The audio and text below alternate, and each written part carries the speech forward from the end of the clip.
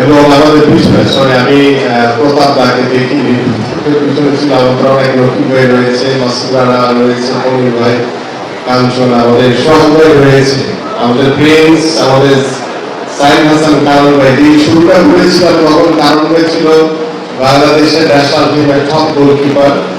তখন তারা ছিলেন, তো তাদের সাথে পরিচয়ও ছিলেন তখন।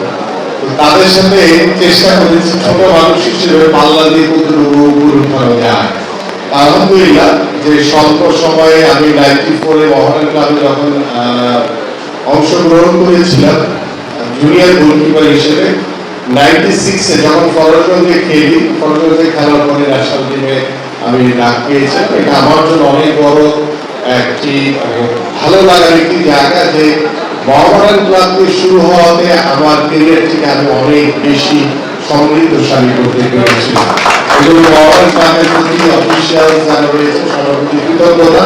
বাকযুদ্ধ চলছে, প্রতিটি ঘরে ঘরে যেভাবে বাকযুদ্ধ চলছে, আমার মনে হয় যে এখানে উপস্থিত আমাদের আজকের এই আড্ডার সম্মানিত সভাপতি আমাদের বরকতুল্লাহ ভুলো এমপি এবং আমাদের মাঝে উপস্থিত আমাদের খায়রুল কবির খোকন এমপি, নির্বাক চৌধুরী এমপি এবং আমাদের বিখ্যাত অভিনেতা আফজাল হোসেন, যাকে আমরা ছোটবেলা থেকে যার অভিনয় দেখে বড় হয়েছে, এবং এখানে আমাদের মাঝে উপস্থিত রয়েছেন আমাদের ক্রিকেট বোর্ডের সাবেক পরিচালক মাহমুদ নাম এবং বর্তমান পরিচালক রয়েছেন মিনহাজুল আবেদিন নান্নু, আমাদের মোস্তাক সাহেব রয়েছেন মহারান ক্লাবের পরিচালক, আমাদের ইকবাল সাহেবের সাথে আজকে পরিচয় হলো। তার যে অবদান সেটা লক্ষণ ভাই খুব অকপটে স্বীকার করেছেন। আমাদের সাবির ভাই রয়েছে, আমাদের সাদেদ আদিল ভাই রয়েছেন, জাহির ভাই রয়েছেন এবং এরম ভাই রয়েছেন। দীর্ঘ এই পথ চলা এবং স্পেশালি আমাদের ডাইরেক্টর ইনচার্জ লোকমান হোসেন ভুইয়া। আমার জীবনের শুরুটাই হয়েছিল মহারান ক্লাব দিয়ে। আমি সৌভাগ্যবান যে মহারান ক্লাবের মতো এত বড় ক্লাব দিয়ে আমার ফুটবল কেরিয়ার শুরু হওয়াতে হয়তো আমি বাংলাদেশের টপ লেভেলে খেলার সেই সামর্থ্য আমি অর্জন করেছিলাম।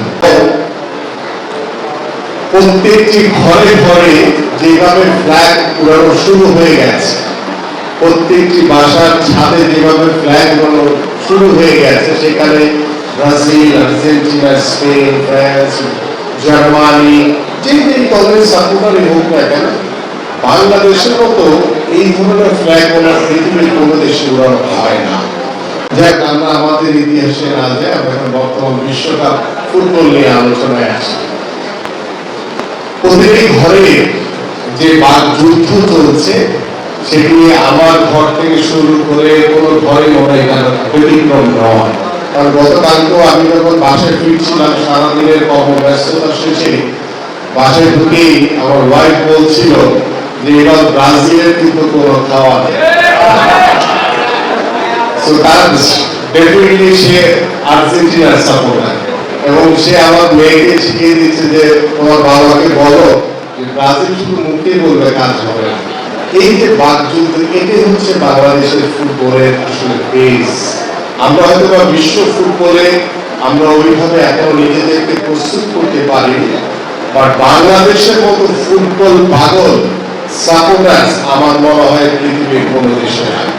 কারণ আমরা যখন চতুর্থ শ্রেণী থেকে, আপনারা একটু চিন্তা করে দেখেন, তখন চতুর্থ শ্রেণী থেকে আমাদের প্রত্যেকটি সন্তানের জন্য খেলাধুলাকে বাধ্যতামূলক করব। আমাদের পারিবারিক অবস্থান, আমাদের সামাজিক অবস্থান এবং আমাদের রাষ্ট্রীয়ভাবে আমাদের যে গুণগত পরিবর্তন আসবে, আমরা সেটা পরিলক্ষিত করতে পারবো ইনশাআল্লাহ সবার জন্য।